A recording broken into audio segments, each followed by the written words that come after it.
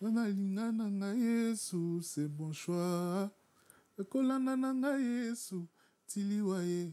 Apona nzela ya Nzambe, c'est mon choix. Bafinga batongo ngai, oyanga motema, souci elongwaye.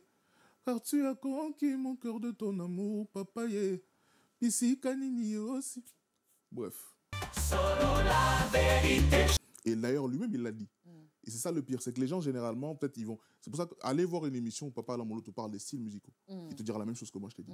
Il ne va pas dire autre chose. Il dira juste que la source d'inspiration est différente et qu'on va dans les mêmes studios. Pour une petite anecdote, à l'époque, je parlais avec un frère et je lui ai dit, tu vois le studio où Gaël enregistre ses chansons, c'est le même studio où d'autres artistes congolais que tu connais vont enregistrer. Tellement le Congolais, il a une image de Papa Lamolo qu'il est là. Non, c'est pas vrai. J'ai dit, mais papa, c'est vrai, les preuves sont là. Tu peux aller voir dans les mentions de l'album. Pour te dire qu'ils iront dans les mêmes studios. Ils feront peut-être face aux mêmes ingénieurs, mais simplement, comme la source d'inspiration sera différente et comme la destination sera différente, tu sentiras l'esprit qui est derrière la chanson.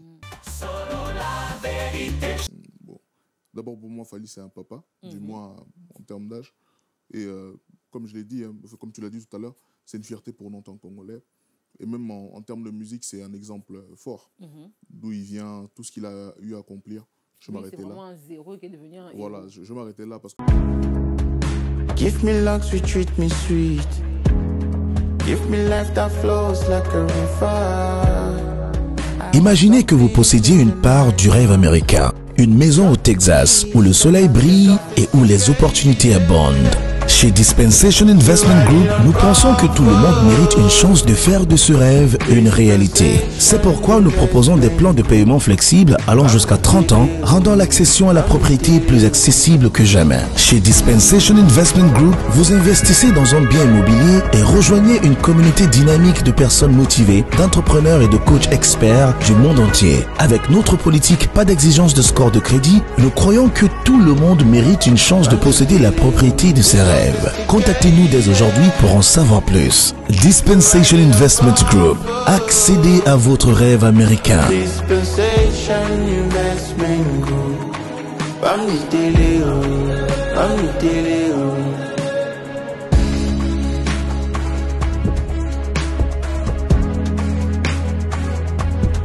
Dispensation Investment Group.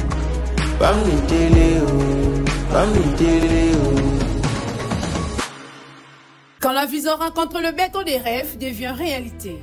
Bienvenue chez Thierry Bouddha Construction TBC, votre partenaire de confiance pour tous vos projets de construction, maçonnerie, architecture, construction des ouvrages de génie civil, carrelage et bien plus encore. Dans les domaines de construction expérimentés, TBC allié savoir-faire, précision et qualité pour bâtir l'avenir avec vous. Avec une équipe expérimentée et des réalisations solides, TBC vous garantit des outils durables et modernes à la hauteur de vos ambitions. Nous sommes au numéro 38, avenue de la Victoire, commune de Kalamou, quartier Matongé, référence Bibi Play. Pour tout contact, appelez-nous au plus 32 466 249 007 plus 243 811 946 038. TBC, l'excellence en forme entre nos mains.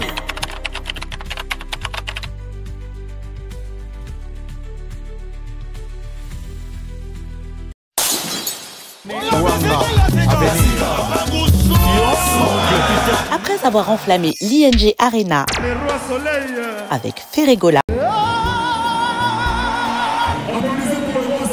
et émerveillé le public dans la même salle avec Koffi Olomide, le Grand Mopao, l'artiste Soleil Wanga, Guy Van Bran, Papa Gou vous donne rendez-vous le 13 novembre 2025 à 18 h au Théâtre de la Place d'Italie, 13e art.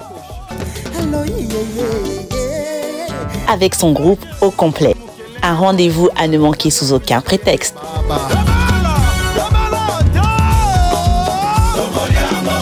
Avec beaucoup de surprises. Les billets sont disponibles au point de vente habituel. Papa Soin promet un spectacle haut en couleur. Calmos! Cadeau signé Double S Prod.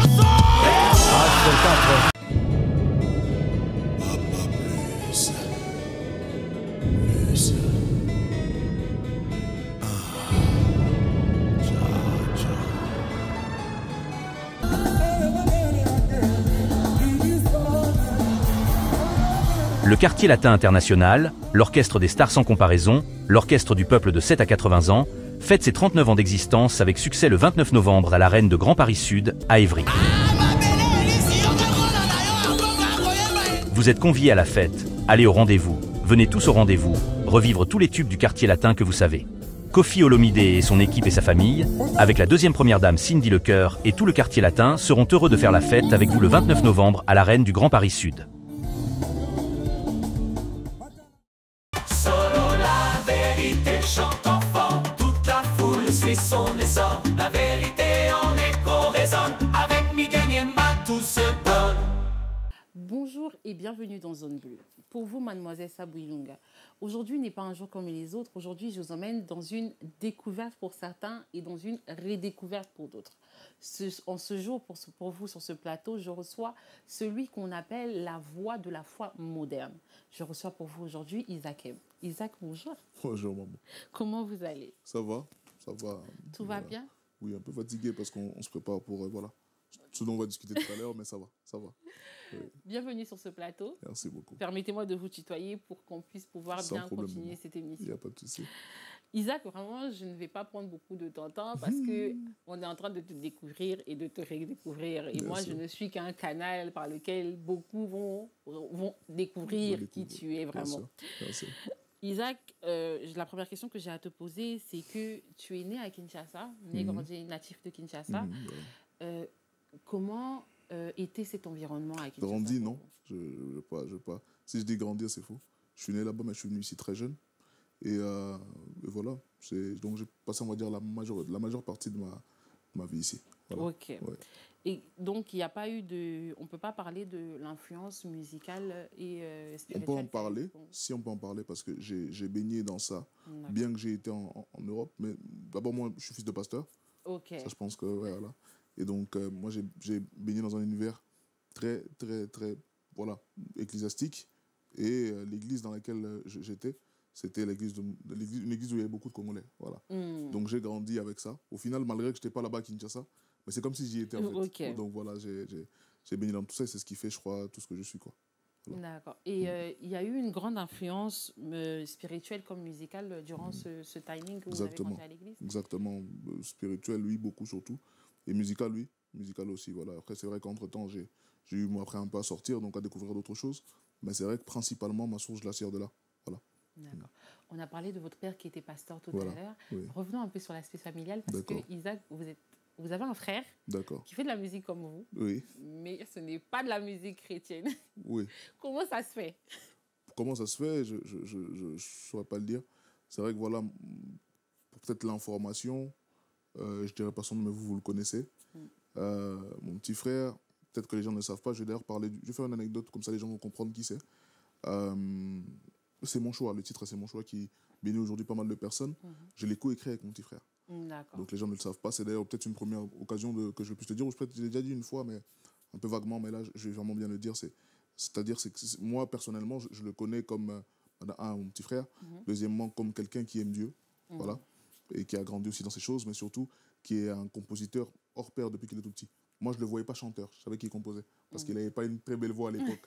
Mais bon, ça a changé, je ne comprends pas comment ça a changé aujourd'hui. Il est... moi, je peux mentionner son nom, hein, parce que en tout cas, on a l'artiste DK deux fois. Exactement, voilà. Mais son vrai nom, parce que DK deux fois, des fois, ça nous complique un peu. Je ne sais pas s'il va vouloir dire son vrai nom. J'ai le droit de le dire? Je sais pas, j'ai le droit de le dire, je peux le dire? Oui. Ah. Si c'est dans ses... C'est Daniel, son vrai prénom c'est Daniel. D'accord, donc Daniel qui est DK deux fois. Voilà. Et vous n'avez jamais eu... Ça donne quelle atmosphère à la maison entre le fait qu'il y a un pasteur, il y a un fils de la promesse, et puis on a DK deux fois? Ça s'est fait quand chacun a eu à partir chez soi. D'accord. Donc ça veut dire aujourd'hui, moi j'ai ma vie, j'ai une femme et un enfant, et lui aussi il a une vie aussi, donc on n'est plus chez maman. Maintenant c'est vrai que notre maman est pasteur, notre père l'est aussi, mais ce n'est pas des parents qui cognent juste pour cogner. C'est-à-dire qu'ils comprennent. Il faut parfois lire entre les temps et les saisons. Parfois, il y a des personnes qui doivent passer par ce parcours-là parce que Dieu leur réserve d'autres choses derrière. Moi, personnellement, peut-être que Dieu a voulu que je sois là depuis le début. C'est-à-dire je suis là dans ces choses à lui, je ne fais que ces choses à lui, voilà, dans la constance. Et peut-être que lui, les histoires qu'il va aller voir là-bas, peut-être que ça va devenir un témoignage demain. Et il aura beaucoup plus de bagages qu'il pourra emmener commencer aussi à prêcher les autres comme lui. Je crois que c'est un peu ça. Voilà. Et en grandissant, est-ce que les racines congolaises ont eu une certaine influence dans votre manière de prier et de chanter? Oui, comme j'ai dit, moi j'ai grandi avec des Congolais, donc on ne priait pas doucement. C'est pas contre nous, mais voilà. Comme tu as dit, on a notre manière de faire. Moi, des fois, même quand je vais dans une église où la musique est un peu basse, des fois, ça me gêne. Parce que j'ai l'habitude, tu vois, j'ai cette habitude-là. Et pareil pour la musique, j'ai grandi vraiment, j'ai baigné dans cet univers-là. Et voilà, ça a une grosse influence sur tout ce que je fais aujourd'hui. D'accord. En 2015, vous avez débuté une carrière solo. Voilà. Comment ça s'est passé? Ça se fait comment? Alors, moi d'abord, comme j'ai dit, à l'église, j'étais d'abord pas chanteur. Parce que j'étais trop timide. Je pouvais jamais, moi, imaginer un jour que j'allais même me tenir devant vous et parler comme je parle. Et bon, c'est vrai qu'à partir de 2013, il y a quelque chose qui s'est passé, c'est que j'ai commencé un peu à être dans la modération et dans plein de choses. Mais en 2015, qu'est-ce qui a fait que je rentre dans ce champ? C'est qu'il y a eu une séparation entre moi et un groupe de lequel je faisais partie. Dans l'église, il y avait un groupe. Je salue d'ailleurs tous mes frères de l'église de Testament à Orléans qui vont se reconnaître dans cette émission. Et donc, ce qui se passe, c'est que voilà, il y a un de nos frères qui, malheureusement, est parti de l'église. Et c'était celui, on va dire, qui tenait comme le bâton de commandement, qui était vraiment le leader, qui nous guidait. Et moi, j'étais simplement directeur musical derrière. Et sauf que quand lui, il part, il n'y a personne pour récupérer vraiment le bâton et commencer aussi à l'idée et à chanter. Et bon, moi, de mon côté, je tenais juste les voix, mais à ce moment-là, c'est comme un truc qui tombe sur toi. T'as pas envie, mais tu es obligé parce que personne ne veut le faire. Et donc, c'est comme ça que je commence à chanter. Et très clairement, ça ne voulait pas dire que je devais commencer maintenant une carrière musicale, parce que c'est autre chose. Mais à ce moment-là, 2015, très clairement, je reçois un message vraiment de la part de Dieu. Et ça se confirme par d'autres personnes que j'entends. Il y a une de mes mamans qui est malheureusement décédée, qui aurait pu le témoigner, mais qui commence aussi à beaucoup me dire ça parce que Dieu lui montrait. Et beaucoup d'autres personnes qui sont encore vivantes, qui peuvent le témoigner, parce que moi, je viens d'Orléans. Donc voilà, je salue d'ailleurs les gens d'Orléans. Et je pense qu'il y a plusieurs serviteurs de Dieu qui se reconnaîtront et qui m'ont donné ce message-là que je devais commencer. Et je me rappelle d'ailleurs d'un message d'une maman. Je commençais à chanter comme une chanson. Mon premier single, il est sorti en 2016. J'ai commencé en 2015. Mon premier single est sorti en 2016. Et cette maman, qui aujourd'hui est pasteur Jeannette, que je salue, avait vu pendant qu'on priait, comme Dieu a grillé cette louange que je faisais. Et elle a dit que cette louange va dépasser l'église. Parce qu'au début, moi, je chantais que pour l'église. Moi, quand j'ai sorti mes premiers singles, c'était que pour mon église. Pour l'église locale, pour votre église. Que pour notre église locale où on était. Parce que voilà, c'est les singles que j'avais. Et moi, je voulais simplement bénir, on va dire, mon église locale. Et au final, ça c'est parti un peu plus loin que ça. Donc voilà, c'est un peu ça. Lorsque vous décidez de vous lancer, est-ce que vous avez eu des attentes? Quelles étaient vos attentes, votre expérience Qu'est-ce que vous attendiez de Dieu en ce moment-là, en 2015, lorsque vous vous décidez? J'attendais de Dieu, comme je l'ai dit tout à l'heure, d'être simplement une bénédiction pour mon église locale. Je n'avais pas d'autre attente. C'est d'ailleurs peut-être pour ça que je pense ça. Je suis très peu vu médiatiquement, parce que ce n'est pas une carrière que je fais pour me faire voir moi, au final. Et c'est peut-être un peu ça parfois mon problème, parce que c'est vrai que des fois ça ne colle pas avec voilà, ce que je fais. Mais vu que ça part de là, je suis désolé, c'est naturel. Donc je ne fais pas cet effort-là. Moi, je me base juste sur ce que je savais que je devais faire, bénir le corps du Christ, et un point, c'est trop. Voilà. Aujourd'hui, on peut vous rassurer que vous bénissez le corps du Christ, parce que, à vrai dire, beaucoup de personnes connaissent votre musique, mais très peu savent qui est la personne derrière la musique. Exactement. Et du coup, on peut en déduire que vous êtes vraiment une bénédiction. Je l'espère. Parce qu'aujourd'hui, moi j'ai découvert dimanche dernier le son Nous deux. Oui, Nous deux, oui. J'avais le son dans ma tête. Oui, mais pas la personne. Bon. Ok. Et je pense qu'aujourd'hui, beaucoup vont se retrouver dans ce cas-là, en train de se dire, il y a beaucoup de musique qu'on connaît de Isaac, mais on ne sait pas c'est qui la musique, la personne derrière cette mélodie, et c'est très bien d'ailleurs. Une autre chose. Papa, quand vous chantez, vous n'êtes pas un rumba man. C'est-à-dire, on a des personnes, on sait que lui, c'est la rumba. Mais à vous seul, vous faites du solo. Vous mélangez le gospel, du soul et de la sonorité africaine. Bien sûr, bien sûr. Comment vous gérez l'équipe? Comment vous trouvez d'abord vous-même, avant de vous demander comment nous on doit se positionner, comment vous trouvez votre équilibre? Je suis d'abord un amoureux de musique, moi, passionné de musique. Avant d'être chanteur ou interprète aujourd'hui, j'ai d'abord beaucoup écouté. Beaucoup écouté. Et j'avais pas de style préféré, genre unique. J'écoutais de tout. Et faut le dire aussi, quand on grandit dans des écoles, dans des quartiers où il y a plusieurs cultures, etc., forcément, j'entendrai la culture d'un autre, d'autres choses qui m'ont plu. Et je pense que j'ai commencé aussi à à me nourrir de ça. Et voilà, c'est surtout, je crois, mon amour de la musique qui m'a poussé et qui me pousse jusqu'à présent, d'ailleurs, à découvrir davantage de styles musicaux. Et j'ai d'abord commencé à faire l'étude de celle de mon propre pays, celle du Congo, parce que la musique du Congo est très vaste. C'est vrai qu'aujourd'hui, on parle de rumba et peut-être un peu de folklore, mais en fait, il y a différents folklores, différents styles de musique, différents instruments aussi, il faut le dire. Et je pense que c'est vraiment tout ça qui fait ce que je suis. Donc, voilà. Et maintenant, nous, vos fans, les mélomanes qui vous suivent, on se positionne. Positionnez-vous à simplement recevoir de la part de Dieu tout ce que vous pouvez recevoir de moi. Je ne vais jamais, moi, me mettre dans une case. C'est vrai qu'actuellement, on me donne beaucoup un surnom qui s'appelle le baobab. Je ne sais pas quoi, le baobab de la rumba congolaise. Moi, de mon côté, c'est pas un surnom que on me l'a donné, donc je le prends. Mais ce que je veux dire par là, c'est que je ne m'arrête pas là. Je ne suis pas bloqué dans cette case-là ou dans ce cocon-là.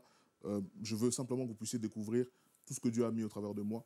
Dieu m'a permis de découvrir plusieurs cultures. Dieu m'a permis de découvrir même ma propre culture dans sa profondeur et de connaître plusieurs choses pour que je puisse, moi, être une bénédiction pour vous. Donc, voilà. Mais vous avez beaucoup de surnoms quand même, parce que j'ai quand même pu voir aussi qu'on vous appelait le fils de la promesse. Oui, le fils de la promesse, c'est moi-même qui avait dit ça. Ah, ça, c'est vous Ça, c'est moi-même. En fait, j'avais dit ça d'ailleurs dans une chanson. Parce que bon, voilà, on connaît l'histoire d'Isaac dans la Bible. Et c'est vrai que moi, c'est mon prénom. Mais je trouve que mon histoire est à peu près similaire voilà, l'histoire de ma vie est à peu près similaire à la sienne. Et c'est comme ça que j'ai juste simplement dit le fils de la promesse. Le nom vous a suivi, en fait. En fait, je n'étais pas forcément celui peut-être que les gens entendaient, mais Dieu voulait que je sois là. Et c'est clairement ça. Et aujourd'hui, vous êtes bien présent et vous nous proposez ce qui nous bénit beaucoup dans le corps du Christ. Amen. Mais au-delà de nous faire danser, vous nous emmenez aussi dans de l'adoration profonde. Amen. Et vous nous dites que votre musique est une prière en mouvement. Oui. Qu'est-ce que cela veut dire? Prière en mouvement, ça veut dire... je ne suis pas de ceux qui pensent que cette musique que nous faisons ne doit toucher que les chrétiens. Alors tu m'as appelé, tu m'as appelé la foi... je vous ai appelé, moi-même, vous voyez, j'ai tellement de... Voilà, c'est ça. Je vous ai appelé tout à l'heure, je vous ai vraiment trouvé un nom qui coïncidait le plus avec le vous. Je vous ai appelé la voix de la foi moderne. La voix de la foi moderne. Dieu ne change pas. Dieu reste le même. Par contre, Dieu n'a jamais eu ce blocage de se mettre dans l'ustensile, ou comment je peux dire, de devenir l'ustensile, ou comment je peux dire ça? Je vais essayer de bien reformuler ça. De trouver la forme de ce qu'on attend de lui. Je ne sais pas ce que je veux dire. Je comprends. Je vais mieux le reformuler encore. Dieu ne va jamais changer. Par contre, il sait prendre la forme du besoin actuel. La preuve, Dieu était Dieu, il est resté Dieu. Mais au moment où l'homme commençait à se perdre, il a envoyé Jésus. Parce qu'il fallait un Jésus pour sauver encore l'humanité de son péché. Et aujourd'hui, avant qu'il revienne, il a envoyé plusieurs hommes. Il a envoyé plusieurs dons. Et je fais partie de ces hommes-là, peut-être le plus moindre de tous, mais à qui Dieu a confié une mission, celle de continuer à parler de lui, et ce, dans toutes les formes, et dans les formes que les gens comprendront le mieux. Donc c'est un peu ça, je pense, qui définit le nom que tu viens de me donner. Voilà. Ok. Tu comprends mieux, là, j'espère? Je comprends vraiment parfaitement, mieux pourquoi vous appelez vos prières un mouvement. Oui. Mais ce mouvement, oui. Vous pensez que... Parce qu'un mouvement est appelé à s'arrêter à un moment donné ou à un autre. Bien sûr. Mais lorsque vous dites que votre musique est une... Ça veut dire que votre mouvement est censé s'arrêter ou il va être perpétué tel un héritage? Il va être perpétué jusqu'à l'éternité. Jusqu'à l'éternité. Tu vois les chansons qu'on chante d'ici, là? On va continuer à chanter ça jusqu'au ciel, là-bas. Ça, c'est mon but. On va... Oui, là-bas, on doit... Non, mais... Oui, on va rester à deux. C'est mon choix. On va chanter ça jusqu'à là-bas. Oui, en tout cas, on est censé partir avec. Puis surtout, il y a un truc que j'aimerais dire. Je pense que comme mon but principal, c'était de bénir l'Église, j'avais aussi décidé de sincèrement me concentrer sur la manière dont je vais écrire mes textes pour que ce soit des textes perpétuels qui vont durer avec le temps et qui vont accompagner les hommes et les femmes dans tous leurs moments. Et jusqu'à ce qu'il parte de cette terre, bien sûr, ou jusqu'à ce que Jésus revienne, parce qu'on espère que toi et moi, on ne va pas mourir, que Jésus va bientôt revenir pour nous prendre. Donc, voilà. Mais en parlant du fait que vous écrivez vos chansons, comment vous les écrivez? Est-ce que ça va d'une émotion? Parce que d'une émotion, pardon, parce qu'il y a des gens qui écrivent leurs chansons parce qu'ils ont un goût. Oui. Il y a des gens qui écrivent leurs chansons parce que Dieu n'a pas répondu à leur prière. Oui. Donc, ils viennent dire à Dieu, comme tu n'as pas repris ma prière, je chante. Et nous autres, qui n'avons pas le discernement, nous aussi, on entre dans l'esprit de la personne, alors que la personne a écrit parce qu'elle est en train de pleurer. Qu'est-ce qui vous accompagne dans le processus de l'écriture de vos chansons? Je vais vous donner un secret. Mon prochain album, il va s'appeler Épître. Je le dis ici parce que, voilà, c'est important, je le dis sur Solo la vérité. Et Épître, ça veut dire livre ancien écrit par un auteur ancien. Dans un livre, il y a plusieurs chapitres. Dans un livre, il y a plusieurs moments. Et je pense que on parle très souvent de David lorsqu'il s'agit de chants. Et David a montré... David ne s'est jamais caché. Il a écrit tout type de chants. Des chants de pleurs, des chants de guerre, des chants de victoire. Et en soi, j'ai pas, moi, personnellement, de honte à me montrer sur toutes ces facettes-là. Loin de toi, c'est ma vraie histoire. Loin de toi, c'est une chanson qui dit je reconnais avoir perdu la raison. Père, me voici de retour à la maison. J'ai fait des bêtises, je suis revenu à Dieu. Et c'est comme ça que j'ai entendu cette chanson me venir. Et je l'ai écrite pour Dieu. C'est moi qui m'adresse à Dieu avec tout mon cœur et toute mon âme. Mais je pense qu'aujourd'hui, ça bénit les autres. Exactement. Tu vois? Donc, au final, on doit recevoir ce que Dieu nous donne comme il nous le donne. Et une personne qui veut louer Dieu, il y a des chansons pour louer Dieu. Une personne qui veut revenir à Dieu, qui veut prier, qui veut se repentir, il y aura des chansons pour ce type de moments. Et une personne qui veut aussi, je ne sais pas moi, pleurer s'il veut, on aura des chansons de ce type. Donc voilà, lamentation existe dans la Bible. Voilà. Oui, tu vois. C'est pour ceux qui pleurent. Quand tu as gourmand, tu peux lire Lamentation. Tu peux, oui, tu peux. Ça t'aide. Non, mais je le dis parce que je sais que ça aide. Les Lamentations, quand tu as des gourmands, les Lamentations est idéal. Ce n'est pas seulement les chansons de notre frère, Fali ou de notre frère. Lamentation aussi est là pour te consoler. Il faut de ça, bien sûr. Il faut beaucoup de ça dans le Seigneur. Il faut pleurer dans le Seigneur. Bien sûr, bien sûr. Mais on parle de musique, de la procédure justement d'écriture d'une musique et tout. Parlons aussi du style de la musique. À l'heure actuelle, on a la musique séculaire, on a la musique profane et on a la musique chrétienne. Ce sont les trois styles musicaux qui sont connus et répandus. Aujourd'hui, nous les chrétiens, nous avons l'impression que le style musical chrétien n'existe pas. Que les chrétiens d'aujourd'hui copient tout ce qui vient de la musique profane. D'où nous vient, déjà, la première question que j'ai envie de poser, d'où nous vient cette... comment on arrive à cette hypothèse déjà en premier temps? Est-ce que vous avez une idée de pourquoi? Est-ce que c'est parce qu'on a la résonance ou bien c'est parce qu'on est tellement habitué à écouter la musique païenne qu'on a l'impression de se promener avec des païens partout? Pour moi, je suis désolé, je vais un peu le dire de manière un peu violente, et c'est simplement parce qu'on a mal défini ce qu'est la musique pour de vrai. Ta définition, moi, je n'adhère pas. Dire qu'il y a la musique séculière, musique profane et musique mondaine. Il y a de la musique. Il y a deux choses qui sont différentes. La source d'inspiration et à qui on destine ça. D'accord. C'est ça ma vision globale de la musique. Parce que la musique, il n'y en a qu'une seule. On va dans les mêmes studios. Je prendrai un exemple. Aujourd'hui, nous sommes sur une émission, sur un plateau de télé. Tu me reçois moi, mais tu pourras peut-être recevoir d'autres personnes qui ne font pas forcément ce que je fais, qui n'ont pas forcément ma confession. Mais le but, c'est que les gens soient divertis et que les gens aussi peut-être soient bénis. Moi, dans mon cas. Tu Exactement. vois. Et donc, c'est pareil pour la musique. La musique, c'est qu'un outil, c'est qu'un véhicule. Et dans ce véhicule, voilà, comme je l'ai dit tout à l'heure, on a une inspiration qui vient de quelque part et on a une destination. Pourquoi on le fait et où ça va. Et c'est ça, en fait, la première définition déjà à redéfinir. Ça, c'est mon avis. Et ensuite, pour le style musical, enfin, là, maintenant, quand on parle de style, généralement, c'est qu'on parle de, par exemple, bossa nova, on parle de R&B, on parle de, voilà. Mon avis sur ce point-là, c'est que déjà, moi, je suis congolais, donc j'ai ma culture. J'avais dit ça à quelqu'un la dernière fois. J'ai dit, Dieu n'a pas fait d'erreur lorsqu'il a fait de moi congolais. Il savait pourquoi il m'a fait congolais. En tout cas, il savait. Il aurait pu me faire de toutes les autres ethnies possibles. Mais Dieu a fait de moi congolais. C'est qu'il savait exactement pourquoi il le faisait. Et donc, au Congo, certes, parfois on pleure, mais il y a beaucoup de bonnes choses chez nous, dans notre pays. Et dans ces bonnes choses-là, moi, je retiens notre musique, notre manière de chanter, notre manière même de pleurer lorsqu'il... Au moment de matin, d'habitude, tu vois un peu... Oui, je vois parfaitement voilà. comment ça se passe. Moi, c'est tout cela que je... C'est toute l'ethnie, toute l'énergie de mon pays que je retransmets, on va dire, dans ces chansons-là. Parce que Dieu a fait de moi congolais. Il n'a pas voulu que je sois haïtien ou autre. Il a voulu que je sois congolais. Qu'est-ce que tu veux que je fasse?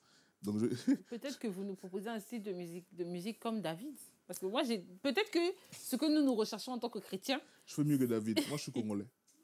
Non, peut-être que moi j'ai l'impression qu'en tant que Congolais, ce que nous recherchons, c'est vraiment comme David dansait. Le problème, c'est que on peut pas vous demander de nous reproduire ce que David faisait parce que vous ne le connaissez pas. Je donnerai même un exemple. Je vais être un peu aussi... Parce que très souvent, je vois ce débat-là où j'entends ça. J'aime pas rentrer dans les polémiques, mais qu'on puisse réfléchir ensemble. Très souvent, toutes les musiques que les... Enfin, ça, c'est le monde qui est comme ça. Et ça, c'est pas que les Congolais. Généralement, quand quelqu'un fait bien, on veut que tout le monde fasse comme lui. Et je dirais très clairement, je suis fier d'être Congolais et fier aussi de faire partie du pays d'une personne qui malheureusement est décédée comme Papa Alain Moloto, qui a béni le monde entier avec ses chansons. Mais généralement, tu te rendras compte que quand, par exemple, un frère fait un style musical qui lui parle le plus, qui est son identité, parce que simplement, vous ne savez pas d'où il vient. Le frère, peut-être, il vient de Sarcelles. Il ne va jamais te faire une musique comme celle d'Alain Moloto, parce qu'il n'écoute pas ça. Ce n'est pas son truc, tu vois. Et on veut que tout le monde fasse ce que Papa Alain Moloto faisait ou ce que Gaël fait. C'est totalement impossible. Et d'ailleurs, lui-même, il l'a dit. Et c'est ça le pire, c'est que les gens, généralement, peut-être, ils vont... C'est pour ça qu'aller voir une émission où Papa Alain Moloto parle des styles musicaux, il te dira la même chose que moi, je t'ai dit. Il ne va pas dire autre chose. Il dira juste que la source d'inspiration est différente et qu'on va dans les mêmes studios. Pour une petite anecdote, à l'époque, je parlais avec un frère et je lui ai dit, tu vois, le studio où Gaël enregistre ses chansons, c'est le même studio où d'autres artistes congolais que tu connais vont enregistrer. Tellement le Congolais, il a une image de Papa Alain Moloto qu'il est là. Non, c'est pas vrai. J'ai dit, mais papa, c'est vrai, les preuves sont là. Tu peux aller voir dans les mentions de l'album. Pour te dire qu'ils iront dans les mêmes studios. Ils feront peut-être face aux mêmes ingénieurs, mais simplement, comme la source d'inspiration sera différente et comme la destination sera différente, tu sentiras l'esprit qui est derrière la chanson. Et autre point, vous avez tellement cette définition erronée de la musique que vous mettez vous-même une barrière dans votre tête. Donc, automatiquement, dès que vous voyez un frère faire différent de ce que vous connaissez, pour vous, c'est faux. C'est pas vrai. Ça a même été le cas de Jésus. Donc, ça ne me choque pas. Quand il est arrivé vers les siens l'ont rejeté. Parce qu'ils avaient une vision claire de ce qu'ils attendaient. Donc, ils ont eu une barrière. Alors, faisons ensemble cet exercice-là. Prends ma chanson, écoute-la sans te faire d'appréhension. OK ? Enlève tout ce que tu as l'habitude de connaître. Cherche juste à voir Dieu dans ce que je fais. Je te promets que tu le verras. Et qui va se matérialiser à travers cette musique. Voilà. On va rester dans ce qui est justement de musique païenne et profane et tout. Aujourd'hui, on a une fierté. Pour moi, c'est pas parce que je suis chrétienne que je vais faire comme si j'habitais dans les cieux. J'habite sur la terre. D'accord. On a notre artiste Fally qui va faire le concert de Stade de France. On est très fiers de ça. Sauf que quand le concert est venu, quand l'annonce du concert est venue, on a eu nos chrétiens warriors. Vous voyez le genre de chrétien qui dit, je vais payer mon billet, je vais aller évangéliser. Lui, il n'évangélise jamais. Mais comme par hasard, il attend le jour du concert de Fally pour aller évangéliser devant le Stade de France. Est-ce qu'on peut être fier de notre artiste sans pour autant déjà se sentir obligé de partir, ou bien pour montrer qu'on est Congolais et fier, on doit tous aller au Stade de France? Bon. D'abord, pour moi, Fally, c'est un papa, du moins en termes d'âge. Et comme je l'ai dit, comme tu l'as dit tout à l'heure, c'est une fierté pour nous en tant que Congolais. Et même en termes de musique, c'est un exemple fort. D'où il vient, tout ce qu'il a eu à accomplir. Je m'arrêtais là. C'est vraiment un zéro qui est devenu un voilà, héros. je m'arrêtais là parce que sinon d'autres personnes vont mal l'interpréter. Mais voilà, c'est un exemple fort. Et je pense que toute personne exerçant peu importe quel métier peut prendre exemple sur lui et exceller dans son domaine. Maintenant, pour revenir à la question, moi, j'en veux à personne. La Bible dit, et elle est claire sur ça, celui qui sait qu'il fait le bien, qui continue à le faire. Et il y a aussi un autre verset qui dit que tout ce qui n'est pas fruit de conviction est un péché. Donc, si toi, tu es convaincu que ce que tu vas faire, c'est bien, fais-le. Maintenant, pour ceux, parce que moi, j'ai aussi vu ceux qui ont jugé et qui ont très clairement mal parlé, je ne les en veux pas, ils savent pourquoi ils le font. Maintenant, que chacun fasse ce qu'il sait faire. Moi, de mon côté, j'ai mon concert le 1er novembre à la Cigale. J'aimerais voir ces mêmes personnes-là mettre autant d'énergie pour venir évangéliser. Donc, c'est un peu ça. Il y a une différence. Parce que au concert de Fally, on va évangéliser en achetant les billets. Ça veut dire que je suis dehors avec ma pancarte. Et puis, quand le concert commence, là, tu rentres. Je suis dedans. Je deviens warrior. C'est-à-dire warrior dans les scènes. Mais au concert de Papa Isaac, on va se le dire, les gens qui sont là-bas sont déjà des chrétiens. Je vais aller évangéliser. C'est vrai. Non, ben non. En tout cas, comme j'ai dit, qu'il fasse un travail pour nous quand on a un concert. Pas le jour même. Quelques temps avant, même une semaine avant, et qu'ils aient à la défense, qu'il y ait devant les gens, ils leur disent il y a le concert de notre frère, venez. Allez-y. Mais c'est très bien d'ailleurs, parce que c'est un débat. Est-ce que ce débat-là, est-ce qu'il prend son sens? Est-ce que le chrétien doit aller Parce que des fois, nous, en tant que médias, on va même nous-mêmes, en tant que médias, se sentir un peu visés. Parce que tu travailles dans un média. Si on te donne un pass pour aller au concert, c'est pour ça que moi, je reviens sur ça. Nous sommes tous chrétiens et nous avons tous une relation avec Dieu que nous essayons d'entretenir. Donc, chacun va savoir en fonction de sa conscience si ce qu'il fait, c'est bien. Et si ta conscience te reproche toi-même, c'est que toi, tu disais que c'est pas bien. C'est que ce n'est pas bien. Mais si ça ne te reproche rien et que tu sens que tu vas simplement faire un travail, parce que comme tu l'as dit, il y aura des cadreurs ce jour-là, il y aura même des pompiers ce jour-là, il y aura de tout type de travail parce que c'est dans un stade, donc forcément tout le monde doit être là. Et il n'y aura pas forcément que des païens, il y aura aussi des chrétiens, aussi des personnes de d'autres confessions. Mais je pense qu'ils feront leur travail et voilà, à ce niveau, c'est un peu ce que je peux dire. On est en train d'aller doucement, on va continuer. Il y a quelque temps, on avait une sœur qui revenait dans le Seigneur. Oui. Et son retour dans le Seigneur a fait polémique. Oui. Parce que justement, elle est revenue dans le Seigneur et on l'a jugée par ses tatouages. C'est notre sœur Nathalie Makoma d'ailleurs qui va faire un concert avec toute son équipe ce vendredi. Oui. En tant que chrétien, comment percevez-vous en fait ce genre de débat qui remet en cause l'apparence physique? Parce qu'encore une fois, on est en train de la juger sur cette apparence physique, qui n'est d'ailleurs même pas une apparence parce qu'elle a toujours été extravagante. Comment aujourd'hui, en tant que chrétien, on doit se positionner par rapport à ça, justement? Bon. Déjà, moi, personnellement, j'aime toujours être à l'extérieur de ce type de débat. Puis j'aime bien... quand je vois ce type de débat-là, j'aime bien revoir ma propre vie avant de mettre un avis. C'est-à-dire de voir d'abord si moi-même je suis en conformité avec Dieu et sa parole. Parce que bon, il y a d'autres personnes, certes, qui vont juger un tatouage, mais qui auront le mari des gens chez eux. C'est vrai. Voilà. Donc, c'est simplement pour dire, c'est pas pour juger, mais pour dire que voilà, moi en tout cas, à ces niveaux, dès que ça va dans trop de trucs, déjà moi, j'essaie vraiment d'éviter au maximum les débats, les discussions, parce que je connais ma vie, je connais ce avec quoi je me bats moi-même. Je ne suis pas parfait, donc j'ai besoin que Dieu me rende parfait. Alors, toujours, quand il y a quelque chose comme ça qui se passe, je prie seulement la miséricorde de Dieu pour ces personnes qui jugent, parfois sans connaître réellement la profondeur de la chose. Et je prie aussi peut-être pour la personne concernée. Donc voilà, en tout cas, que Dieu nous fasse tous grâce. On a tous besoin de lui. On a vraiment tous besoin de lui.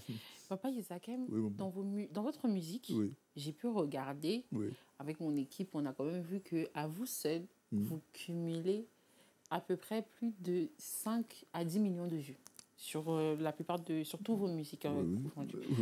Comment vous faites pour être humble? L'humilité n'est pas congolaise. En fait, tu vois, bon, je vais dire une chose. Tu te lèves un matin, Dieu t'appelle pour la musique. D'abord, à la base, je suis quelqu'un de timide, plutôt introverti. Et Dieu te permet, tu écris une chanson, Dieu te communique une inspiration et tu écris une chanson. À la base, tu n'as simplement envie que ça bénisse que ton église.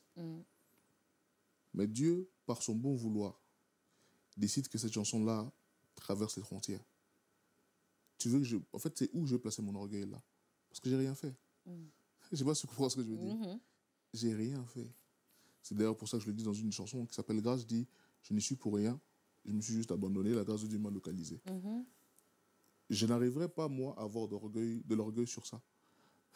Il y a des fois où je suis fier de mon travail parce que je sais que telle chanson ou tel truc, fier de mon travail, oui. Mais orgueilleux, je ne vois pas comment. Tu sais, quand je fais une chanson studio et que je l'écoute, je suis fier de moi-même parce que j'aime bien ce que j'ai reproduit dans ce dans quoi j'ai été inspiré. Mais la minute où tu mets une chanson sur les réseaux sociaux et que ça part à des millions de vues et que ça part un peu dans tout le monde, surtout que moi, de mon côté, je vais dire la vérité, je le dis, les gens le savent, je ne fais pas de promo.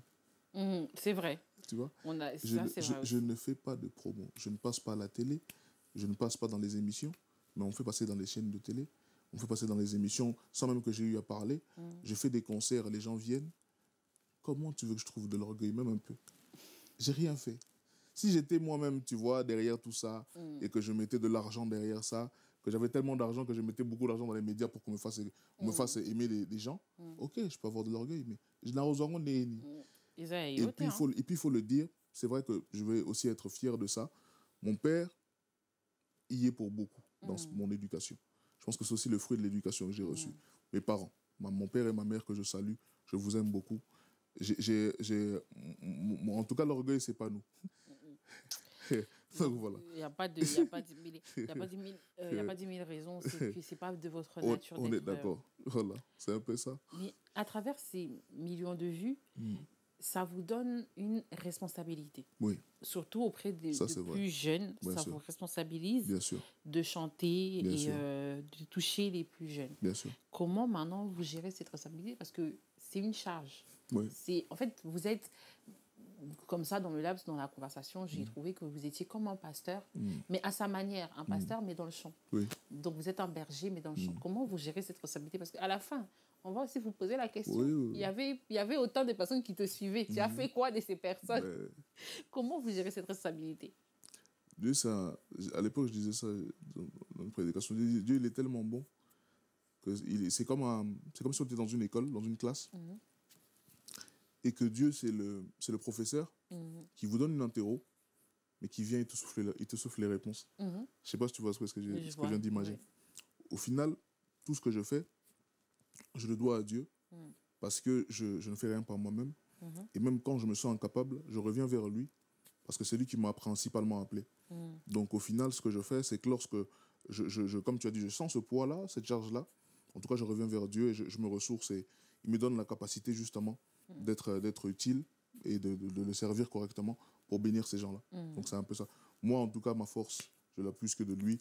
Donc dès que je me sens un peu faible, c'est vers lui que je reviens. Je lui dis, papa, là, c'est chaud pour moi. Viens m'aider, c'est compliqué.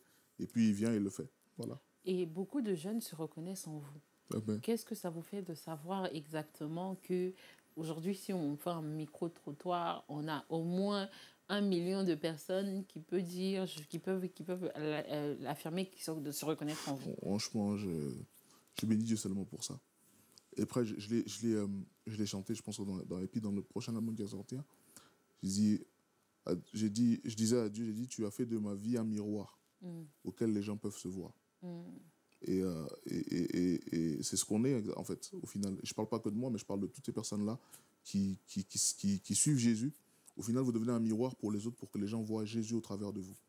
Et en fait, au final, nous, ce miroir que nous sommes, on redonne l'image, on redonne le reflet de Jésus sur ce miroir pour que les gens, lorsqu'ils nous regardent, nous, c'est pas nous qui voient, en fait. C'est Jésus qui voit au travers de ce miroir.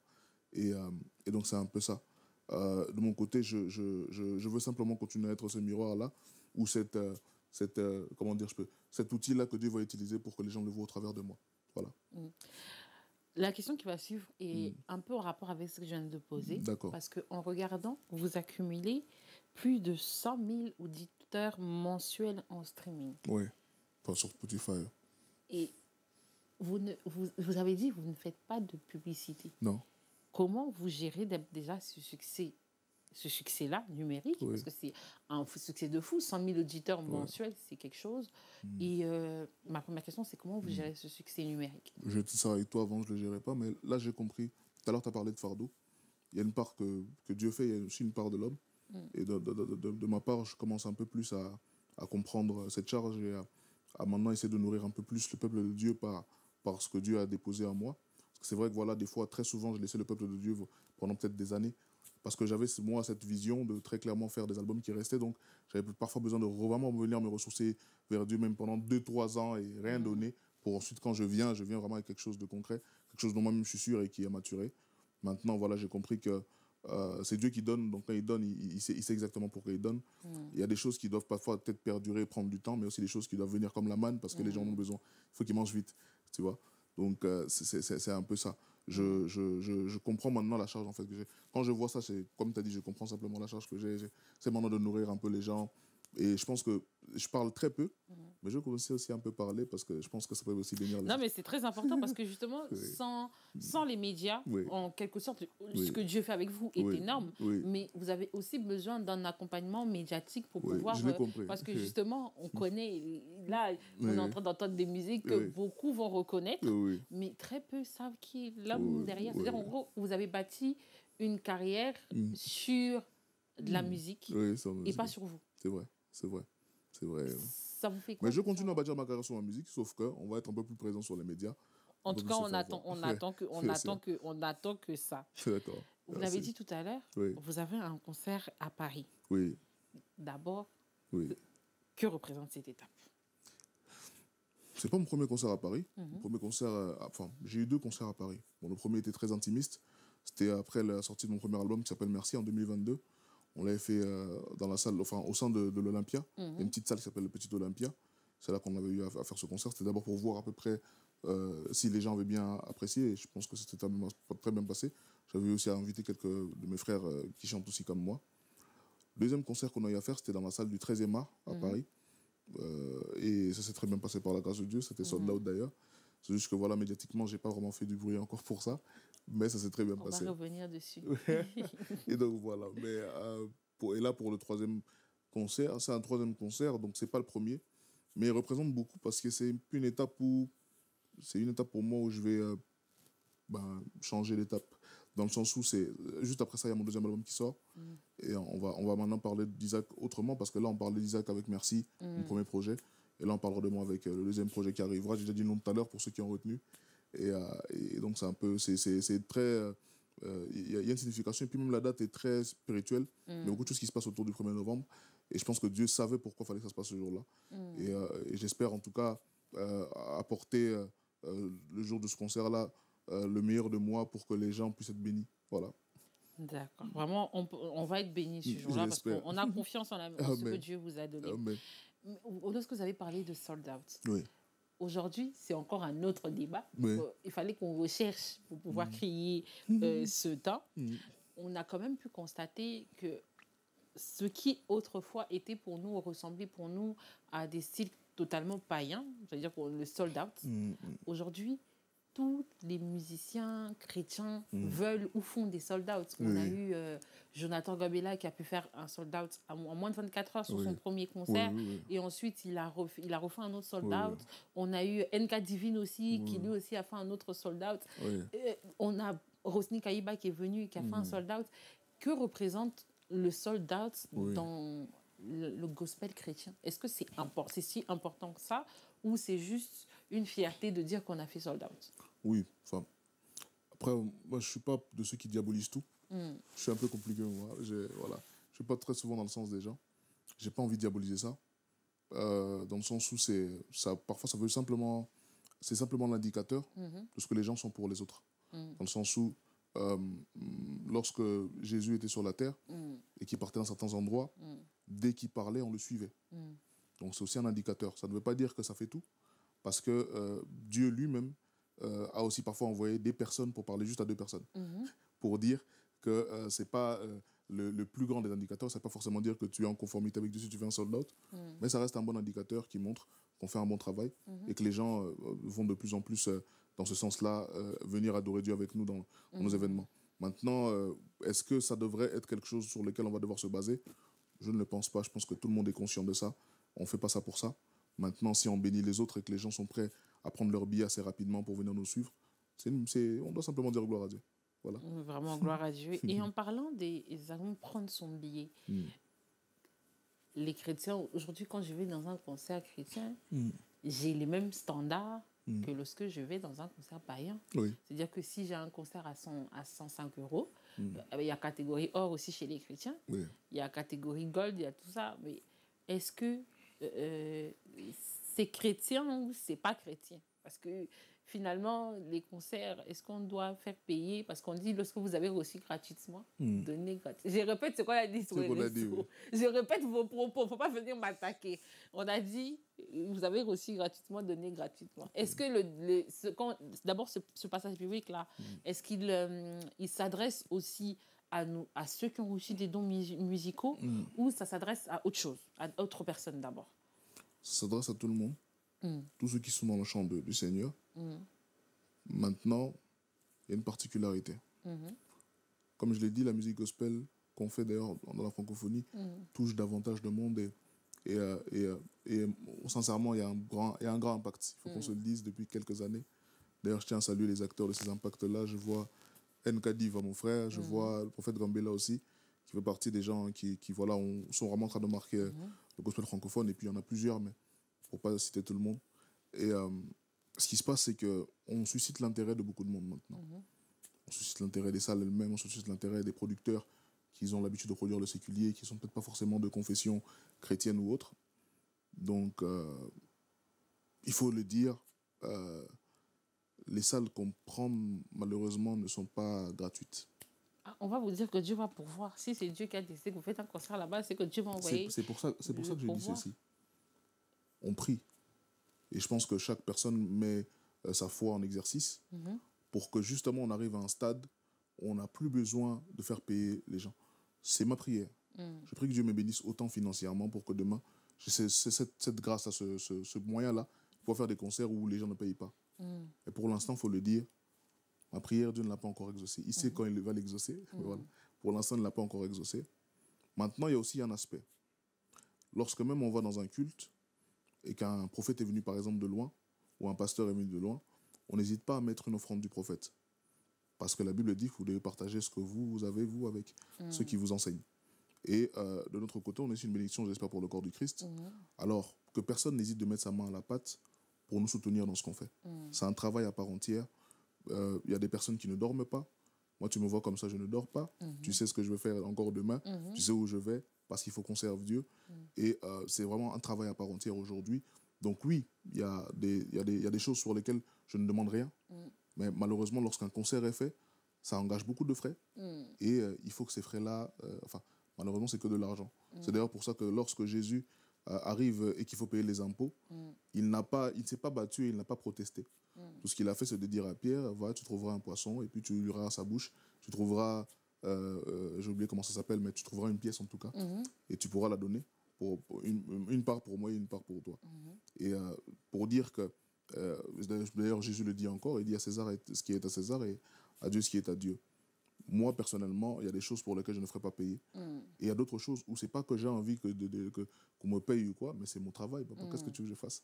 Je ne peux pas me déplacer comme ça, sans essence. J'ai besoin d'essence. Je peux pas... les musiciens, parfois, qui jouent avec nous sont des professionnels. Ils dépendent de ce qu'on leur donne. Donc, ils ont besoin d'être payés. Et c'est un peu tout ça qui demande de l'argent. Donc, que les gens ne tiennent pas rigueur et ne prennent pas ça comme si on a simplement envie de leur voler de l'argent. C'est pas du vol. C'est simplement parce que tous les outils qu'on utilise en fait autour de nous nécessitent de l'argent. Donc c'est pour ça que malheureusement, pour l'instant, on fait payer. Mais que Dieu nous bénisse, que Dieu bénisse mes frères et que Dieu bénisse aussi d'autres personnes, même celles qui nous regardent et qui ont besoin que les choses soient gratuites, que Dieu les bénisse, afin que maintenant ils puissent mettre leurs moyens en jeu pour qu'on puisse faire des événements sans qu'on ait à faire payer les gens. Vraiment. On est en train d'aller sûrement vers la fin. D'accord. Et pour les dernières questions, on va concerner un peu, déjà, dans votre prochain album, est-ce qu'on peut s'attendre à des feats? Parce que vous avez déjà fait des feats avec beaucoup d'artistes tels que NK Divine. Est-ce qu'on doit s'attendre encore avec d'autres feats ou bien on va vous laisser dans cette catégorie avec ces mêmes artistes avec lesquels on vous a déjà vu? Je crois qu'on parle déjà, on est déjà en train un peu de balancer quelques petites choses sur mon Instagram, pour ceux qui nous suivent sur les réseaux. On a déjà commencé un peu à balancer les choses et je pense qu'ils ont déjà eu à entendre. Donc je ne pourrais pas un truc, mais je préfère quand même aussi laisser un peu ce moment-là être un moment de surprise. Qui y aura à l'intérieur, vous ne saurez pas encore, mais c'est vrai qu'il y a quand même quelques feats parce qu'on a senti de le faire. Au premier album, il n'y avait pas eu beaucoup de feats, il y en avait eu un seul, d'ailleurs qui était voulu par le label. Mais là, cette fois-ci, dans ce projet, j'ai vraiment senti clairement de faire ces chansons-là avec ces frères et ces sœurs-là, avec qui j'ai eu à chanter. Donc voilà, je pense que ça va être bénissant pour tout le monde. D'accord. Et pendant le concert c'est le 1er novembre. 1er novembre, oui. Le concert du 1er novembre à la Cigale. Oui. Est-ce qu'on a des invités ou ça va être aussi des invités surprises? Vous aimez aussi beaucoup nous surprendre. C'est vrai. Le premier invité, c'est Jésus qui sera là. Toujours. Donc les gens viennent le voir, lui d'abord. Et qui viennent me voir moi parce que j'aurai l'occasion du coup de prester et de faire des chansons que les gens peut-être n'ont pas eu l'occasion d'écouter en live. Pour le reste, ils les verront sur place. On peut même pas avoir une petite exclusivité comme ça, une toute petite seulement, une petite trace. Je pense que surprise, ceux qui te le bien, vous avez surprise. En fait, on veut vraiment surprendre. Et je pense que c'est aussi ce qui donne cet effet-là, tu vois, de waouh et tout. Voilà. Donc j'ai envie de garder ça. En tout cas, rendez-vous le 1er Mais il y aura du beau novembre. monde, il y aura du beau monde. Il y aura vraiment du beau monde. En tout cas, Boya et Béni. Venez, Boya sur le terrain pour comprendre. Quoi. Rendez-vous le 1er novembre à la Cigale avec Isaac M et tous les invités surprises et tous ceux qui... Et tous les mélomanes de la musique, de la bonne musique chrétienne. On va danser, on va prier, on va adorer, on va pleurer. Si ce jour-là aussi on te largue, viens pleurer. Si ce jour-là on va te demander en mariage, viens célébrer. Tout ce que tu auras ce jour-là, viens tel que tu es dans la maison du Seigneur pour pouvoir adorer le Seigneur en présence de Isaac M et de toute la grande équipe qui va l'accompagner ce jour-là. Cette question-là, je l'ai gardée pour la fin. Pour moi, elle était quand même la plus importante de toute l'émission. Là, on a parlé... Là, c'est pour la plus importante de toutes les questions que j'aurais pu vous poser.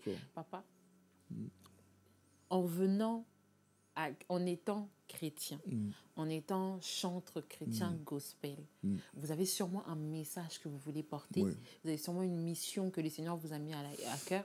La vôtre, c'est laquelle? C'est ce qui est ma prière, ce que je demande tous les jours à Dieu, et c'est ce dont Dieu me fait part tout le temps. C'est que sa grâce et sa miséricorde pour chaque personne sur la terre est disponible encore. Certes, il ne faut pas tarder à venir. Et il a besoin que les choses se fassent assez rapidement parce qu'il veut tous qu'on soit bien.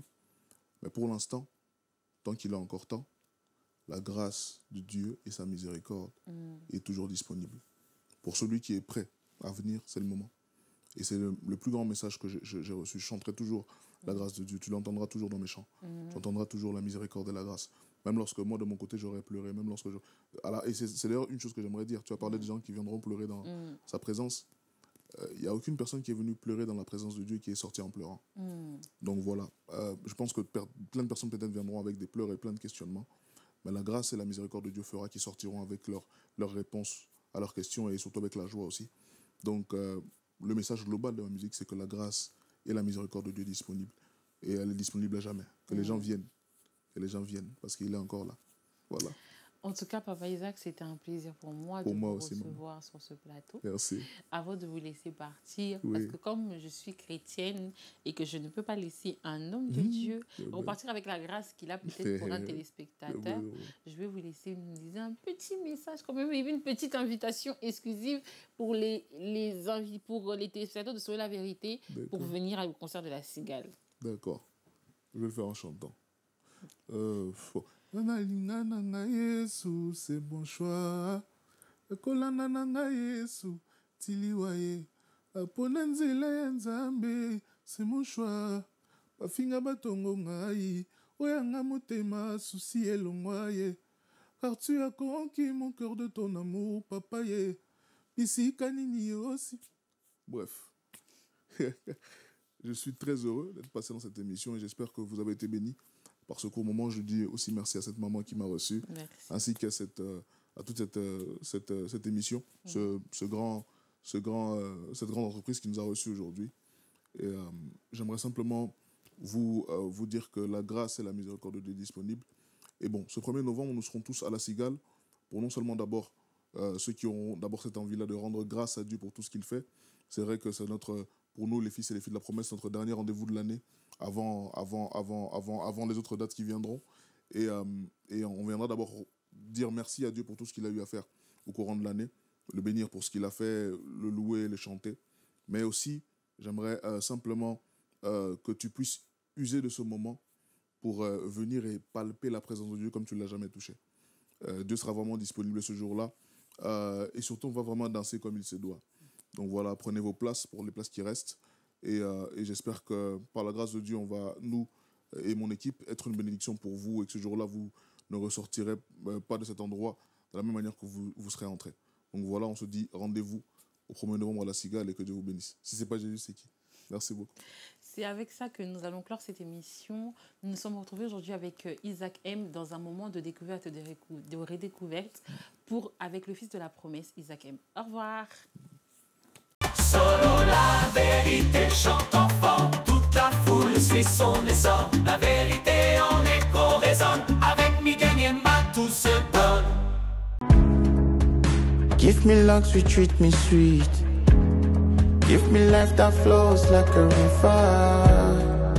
Imaginez que vous possédiez une part du rêve américain, une maison au Texas où le soleil brille et où les opportunités abondent. Chez Dispensation Investment Group, nous pensons que tout le monde mérite une chance de faire de ce rêve une réalité. C'est pourquoi nous proposons des plans de paiement flexibles allant jusqu'à 30 ans, rendant l'accession à la propriété plus accessible que jamais. Chez Dispensation Investment Group, vous investissez dans un bien immobilier et rejoignez une communauté dynamique de personnes motivées, d'entrepreneurs et de coachs experts du monde entier. Avec notre politique pas d'exigence de score de crédit, nous croyons que tout le monde mérite une chance de posséder la propriété de ses rêves. Contactez-nous dès aujourd'hui pour en savoir plus. Dispensation Investment Group. Accédez à votre rêve américain. Dispensation Investment Group.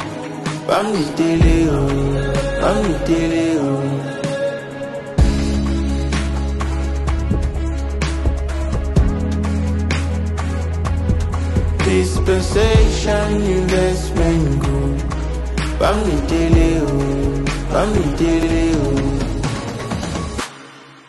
Quand la vision rencontre le béton des rêves devient réalité.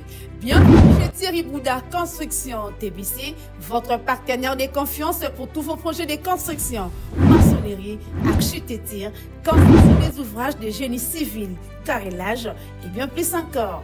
Dans les domaines de construction expérimentés, TBC allié savoir-faire, précision et qualité pour bâtir l'avenir avec vous. Avec une équipe expérimentée et des réalisations solides, TBC vous garantit des outils durables et modernes à la hauteur de vos ambitions. Nous sommes au numéro 38, avenue de la Victoire, commune de Calamou, quartier Matongé, référence Bibi Play. Pour tout contact, appelez-nous au plus 32 466 249 007 plus 243 811 946 038. TBC, l'excellence en forme entre nos mains.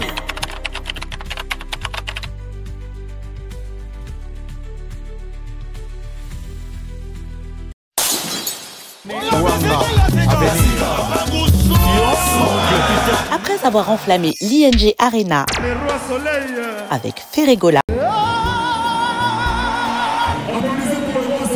et émerveillé le public dans la même salle avec Koffi Olomide, le Grand Mopao,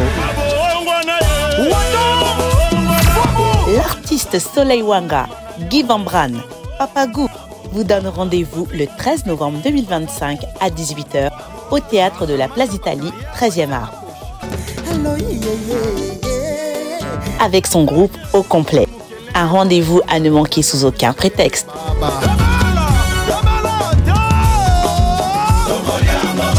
Avec beaucoup de surprises. Les billets sont disponibles au point de vente habituel.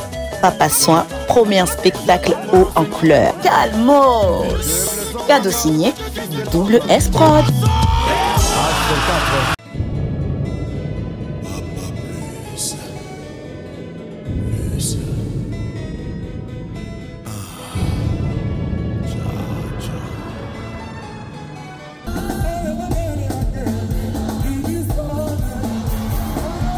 Le Quartier Latin International, l'Orchestre des Stars sans comparaison, l'Orchestre du Peuple de 7 à 80 ans, fête ses 39 ans d'existence avec succès le 29 novembre à l'Arène de Grand Paris Sud, à Évry.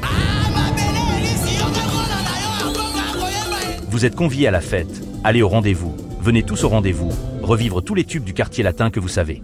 Koffi Olomide et son équipe et sa famille, avec la deuxième première dame Cindy Lecoeur et tout le Quartier Latin seront heureux de faire la fête avec vous le 29 novembre à l'Arène du Grand Paris Sud.